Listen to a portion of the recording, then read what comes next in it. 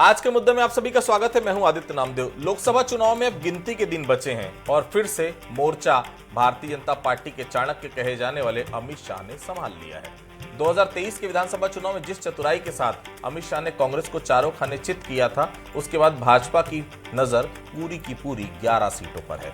ऐसा देखा जाए तो शाह की नीति और कांग्रेस के हालात दोनों भारतीय जनता पार्टी के पक्ष में है। लिहाजा आज जब लोकसभा चुनाव का सियासी शंखनाद करने अमित शाह छत्तीसगढ़ पहुंचे और ये नारा सबसे ज्यादा गूंजा कि छत्तीसगढ़ की 11 सीटें जिताकर कमल खिलाएं और मोदी जी को तीसरी बार प्रधानमंत्री बनाएं।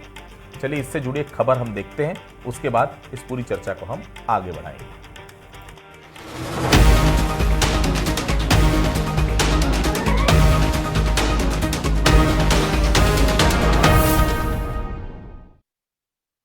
मेरे साथ दोनों हाथ उठाइए, संकल्पबद्ध होइए और 11 की 11 सीटों के लिए भाजपा को आशीर्वाद दीजिए। बीजेपी के चाणक्य और सबसे बड़े रणनीतिकार अमित शाह ने मिशन छत्तीसगढ़ के लिए कार्यकर्ताओं को सभी 11 सीटें जीतने का संकल्प दिलाकर 24 के चुनाव के लिए अपनी मंशा साफ कर दी। जांजगीर में सभा को संबोधित करते हुए शाह ने जनता से बीजेपी को वोट देने की अपील की। साथ ही उन्होंने विधानसभा चुनाव में जीत के लिए जनता का आभार भी जताया। इस मौके पर कांग्रेस पर शाही हमला भी हुआ।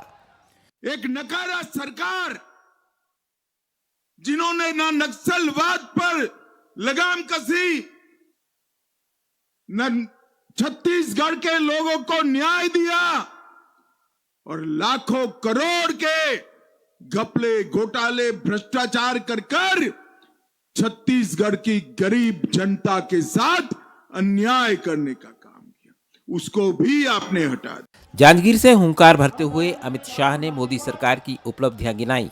उन्होंने कहा कि छत्तीसगढ़ में साय सरकार मोदी की गारंटी पूरी कर रही है। उन्होंने मोदी की गारंटी को पत्थर की लकीर बताया। धान का बोनस देना हो, चाहे अगले महीने महतारियों को प्रणाम करने के लिए हर महीना 1000 रुपया भेजना हो, हर वादे को विष्णुदेव साय जी की सरकार पूरा करने के लिए वचनबद्ध है। और मैं आज आपको विश्वास दिलाकर जाता हूं, जो वादा मोदी जी ने किया है वो पत्थर पर की लकीर है। मोदी गारंटी, हर मोदी गारंटी पूरी होगी। अमित शाह के दौरे के बड़े सियासी मायने हैं, क्योंकि वो शाह ही थे जिनके नेतृत्व में बीजेपी ने हारी हुई बाजी पलट दी थी। शाही दौरे के सियासी मायनों की बात करें तो छत्तीसगढ़ में मिशन 11 पर पहुंचे अमित शाह। प्रदेश की सभी 11 लोकसभा जीतने की रणनीति, विजय संकल्प शंखनाद रैली के जरिए चुनावी आगाज, जांजगीर से कार्यकर्ताओं में भरा उत्साह, जांजगीर की सभी 8 विधानसभा में कांग्रेस का कब्जा, बीजेपी के मिशन 11 में जांजगीर ही सबसे कठिन।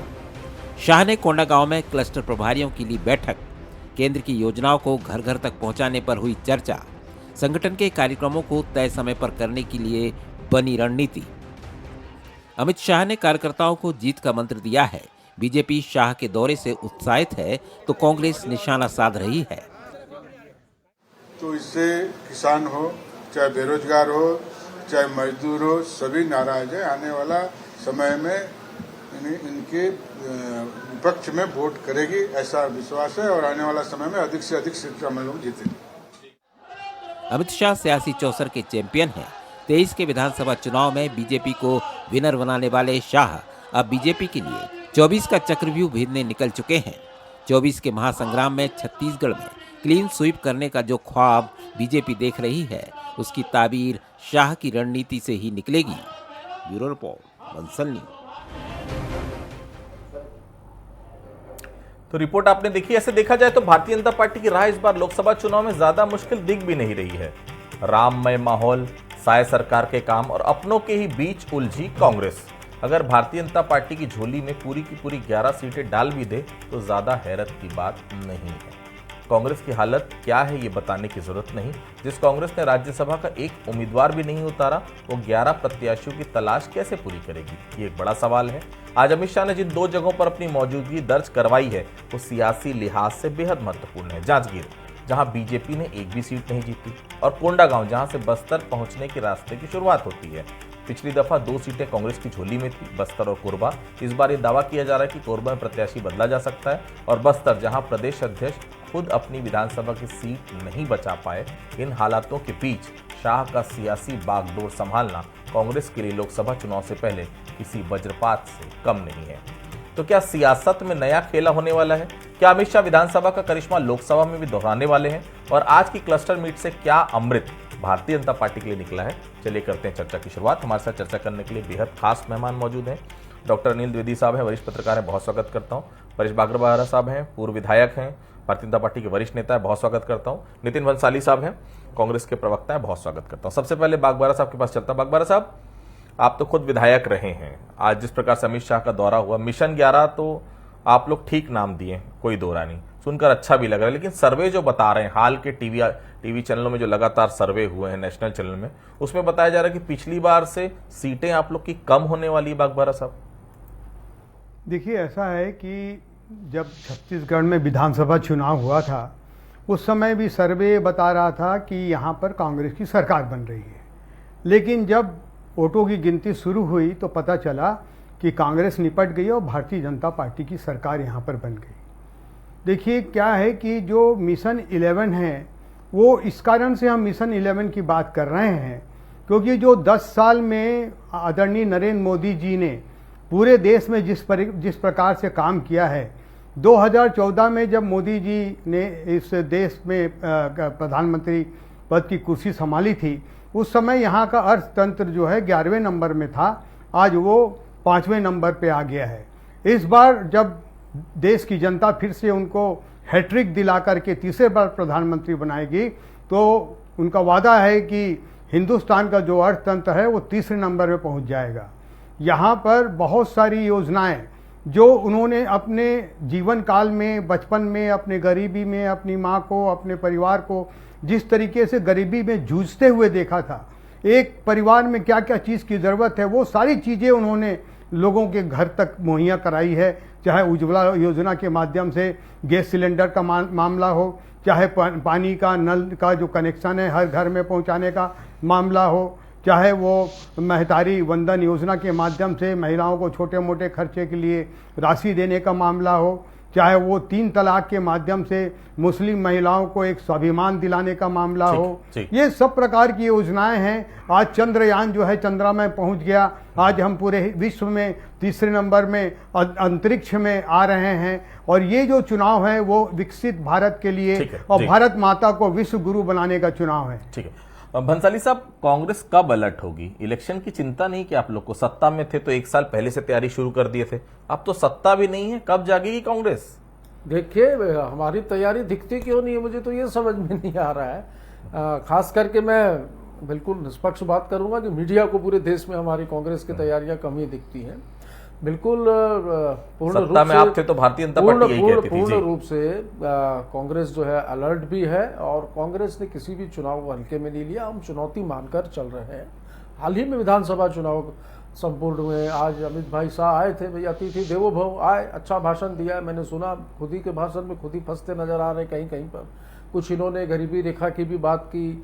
तो मैं ये बताना चाहता हूँ, पूरी भाजपा एक बात कर रही है, चाहे वो अमित भाई शाह हो, चाहे नरेंद्र मोदी हो, चाहे इनके टॉप लीडरशिप से लेकर नीचे के कार्यकर्ता एक ही बात कर रहे हैं, अमृतकाल आ गया। कौन सा अमृतकाल आया है, मैं पूछना चाहता हूँ।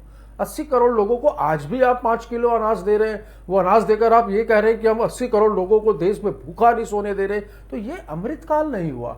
और एक कहावत है ना कि बहुत बुलंदी किसी शख्स के हिस्से में बहुत देर तक नहीं रहती, बहुत ऊंची इमारत हर दम खतरे में रहती है। तो ये जो ऊंची इमारत है भाजपा की, ये ऐसा ना सोचे कि जैसा कि पिछले चुनाव में एक भ्रम में जनता को इन्होंने डाला। और जिन गारंटियों की बात कर रहे हैं, देखिए लोकसभा चुनाव है, केंद्रीय मुद्दों पर होंगे, ये भी तो गारंटी थी कि अच्छे दिन आएंगे, ये भी तो गारंटी थी कि 100 दिन में महंगाई कम होगी, ये भी तो गारंटी थी कि काला धन लाएंगे, ये भी गारंटी थी कि सीमा के उस पार यदि एक व्यक्ति शहीद होगा, हमारा सैनिक इधर शहीद होगा, तो उस पार जाके 4 सर काट कर लाएंगे। कोई गारंटियां पूरी नहीं हुई है। आज बेरोजगारी की दशा छत्तीसगढ़ से बात करूं तो पूरे देश में देखिए, छत्तीसगढ़ तो फिर भी बहुत बेहतर स्थिति में है। कांग्रेस के शासनकाल को गए अभी 2 ही वर्ष हुए, आगे भी ये ऐसा ही बिगाड़ेंगे। पूरे देश में बेरोजगारी की स्थिति देखिए, महंगाई की स्थिति देखिए, हाहाकार मचा हुआ है। जी 2 महीने हुए, बस 2 वर्ष नहीं हुए ना। हाँ 2 महीने हुए। ठीक, दीदी साहब, भाजपा को आप कितनी सीटें दे रहे हैं, कांग्रेस को कितनी? अलग अलग ओपिनियन पोल, अलग अलग चैनल्स दिखा रहे हैं, आपका ओपिनियन पोल क्या कहता है दीदी साहब?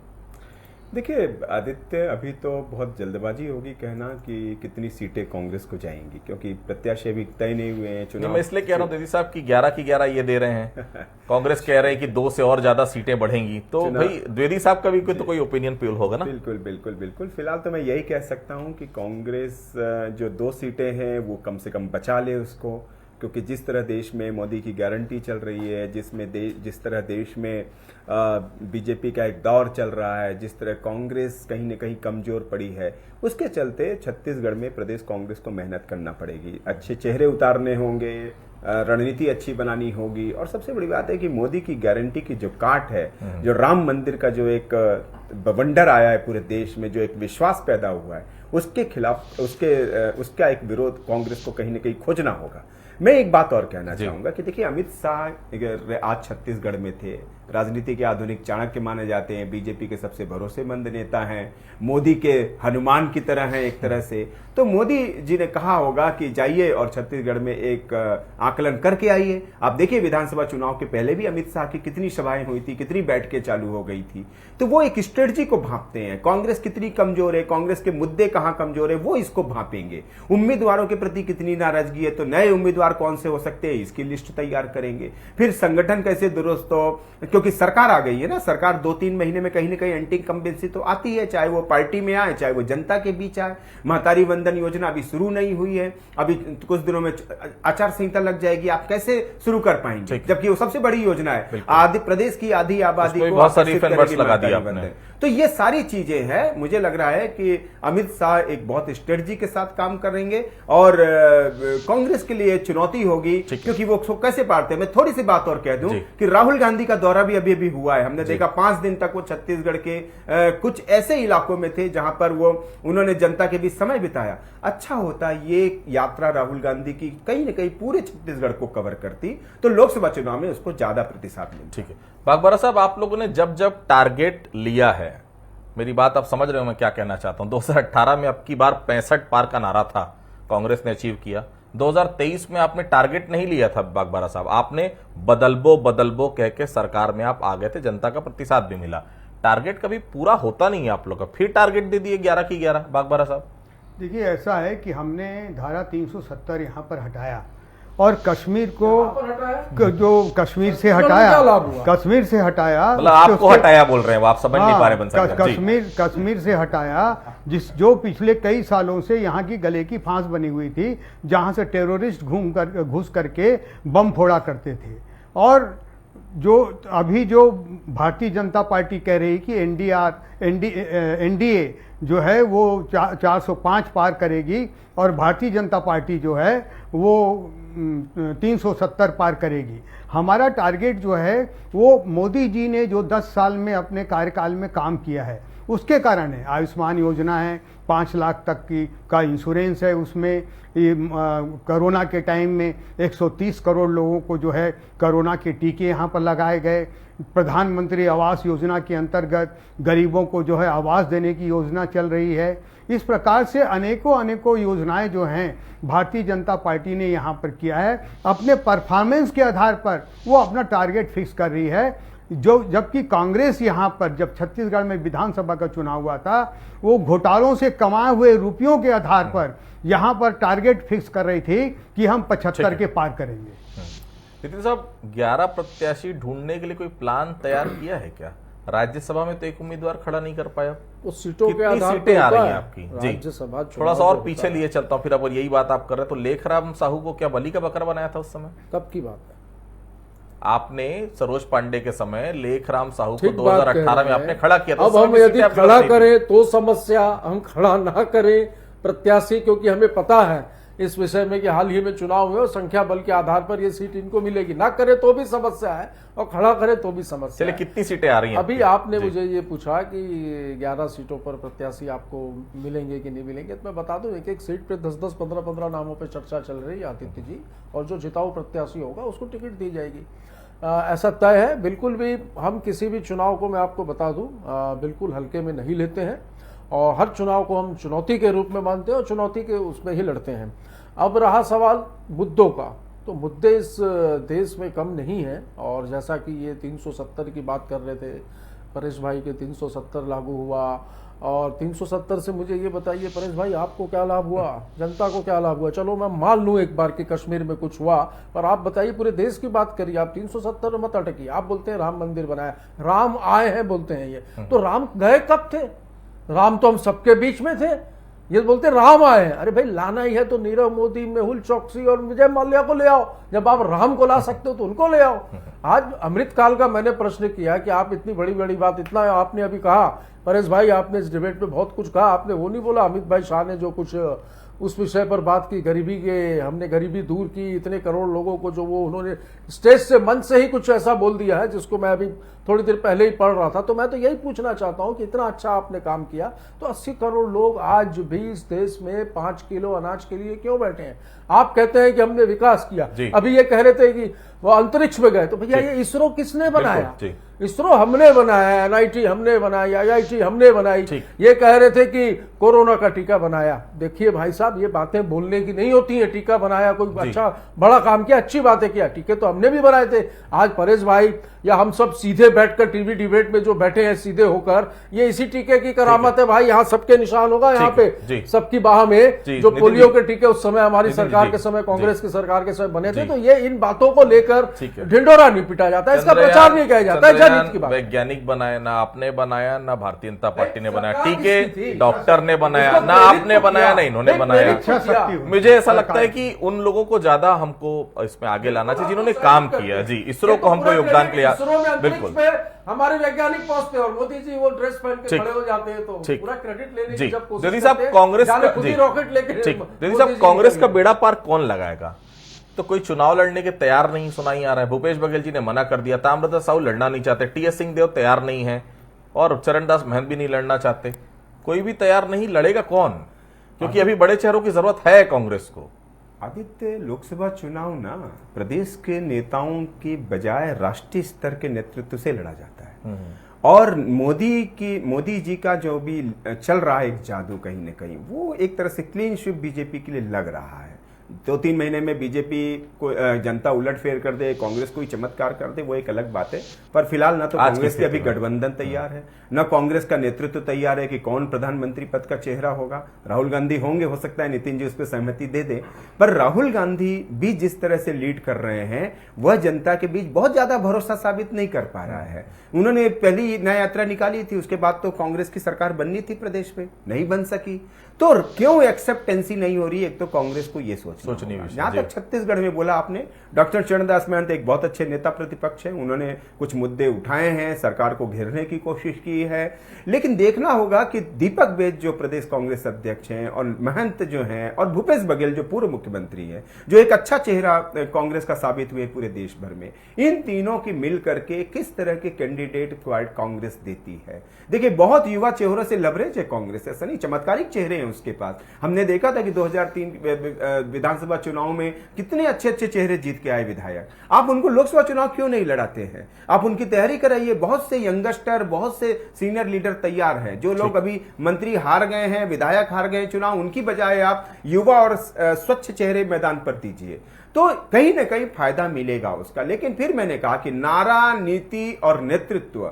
इसके मामले में आपको मोदी से ज्यादा 11 की आंकड़े आपको छूने पड़ेंगे। वो अगर 10 हैं तो आपको 11 होना पड़ेगा। तो इस तैयारी से कांग्रेस को उतरना होगा। बाकी तो कांग्रेस इतनी पुरानी पार्टी है, उसका चुनाव लड़ने का अपना अनुभव है, लेकिन फिलहाल वही है कि जो मोदी का जो नेतृत्व, प्रधानमंत्री नरेंद्र मोदी का जो चमत्कार, जो नेतृत्व पूरे विश्व में सराहा जा रहा है, पूरे देश में कहीं ना कहीं उनके पीछे एक युवा भी दौड़े जा रहे हैं, ये कांग्रेस के लिए चिंताजनक है। बघवारा साहब, आज की बैठक और जनसभा क्या निचोड़ निकला? ये मत बोलिएगा कि केंद्र की योजनाओं को घर घर तक पहुंचाना, ये शुरू से भारतीय जनता पार्टी का तकिया कलाम रहा है कि यही चर्चा हुई।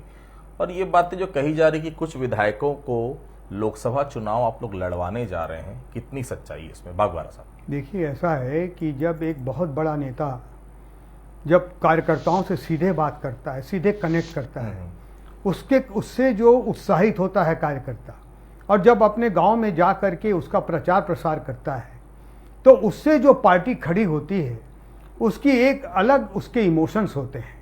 इस कारण से जहां वो संगठनात्मक तरीके से एक जो परिवार के वातावरण में जो भारतीय जनता पार्टी काम करती है, वही कांग्रेस जो है चूकती है वहां पर आकर के।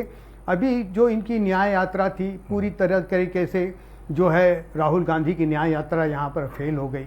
और ये जो कहते हैं कि बेरोजगारी है, ये है, वो है, ये सब नेहरू जी की इकोनॉमिक्स जो थी, इंदिरा गांधी जी की जो इकोनॉमिक्स थी, जो राजीव गांधी जी की जो इकोनॉमिक्स, छोटा सा जवाब दीजिए, उसके कारण से ही ये जो है यहाँ पर बेरोजगारी बढ़ी। और जो ये टीका और ये सब बोलते हैं पोलियो की टीका, जब वर्ल्ड में टीका आ चुका था विदेशों में, उसके 10-10 साल बाद यहाँ पर टीका आया, जबकि यहाँ पर कोरोना का खुद यहाँ पर खोज किया गया। और इसरो में जब इच्छा शक्ति होती है लीडर की, तब होता है। पाकिस्तान में घुस करके हमने वहां पर के अपने विरोधियों के ऊपर जाकर के उनके ऊपर गोली चलाई। किया तो इंदिरा जी ने था, पाकिस्तान के 2 फाड़ कर दिए भाई, बांग्लादेश अलग कर दिया, बोला नहीं उन्होंने, नहीं पीटा। नितिन जी, आप लोग भारतीय जनता पार्टी से कुछ सीखते हैं कि नहीं? आपके राहुल जी है, 3 दिन छत्तीसगढ़ में बिताए, क्योंकि 1-2 दिन वहां चले गए, फिर अचानक यात्रा छोड़ के फिर सूरजपुर में वो आए, और छत्तीसगढ़ में अगर 3 दिन बिताए तो क्या याद कर रहे हैं आज छत्तीसगढ़ के लोग? केवल एक बयान उनका सुर्खियों में था, मोदी जी ओबीसी नहीं है। अमित शाह को देखिए, अमित शाह ने 2-2 जगह कार्यक्रम कर लिया, भारतीय जनता पार्टी कार्यकर्ता रिचार्ज भी हो गए। आप लोगों का तो पता ही नहीं क्या चल रहा है, क्या नहीं चल पा रहा है, समझ से परे। जी, सबसे पहले तो मैं उस बात का जवाब दूंगा जब मैं उंगली ऊपर कर रहा था और आपने मुझे रोका, और मैं डिबेट खराब नहीं करना चाह रहा था। हर बात पे बोलते नेहरू जिम्मेदार है।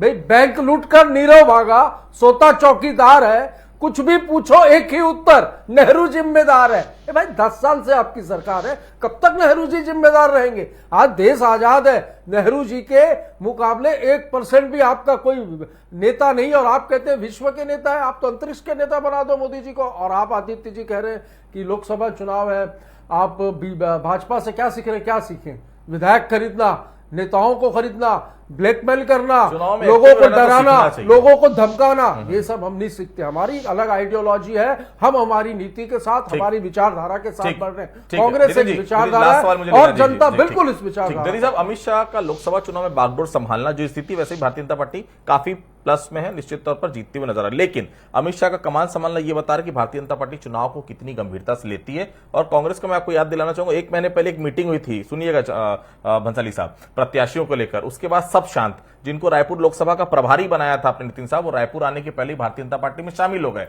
न तो सदन में जोश, न सड़क पर आक्रोश। कैसे चलेगा दीदी साहब? देखिए, छोटा सा असंभव को संभव जो करते हैं वो अमित शाह को माना जाता है। अब इनके सामने कांग्रेस क्या रणनीतिकार दे रही है? आपने प्रदेश प्रभारी तय करने में इतना समय लगा दिया। सचिन पायलट के भी दौरे बहुत ज्यादा नहीं हुए छत्तीसगढ़ में, वो सभी सीटों में घूम भी नहीं पाए हैं।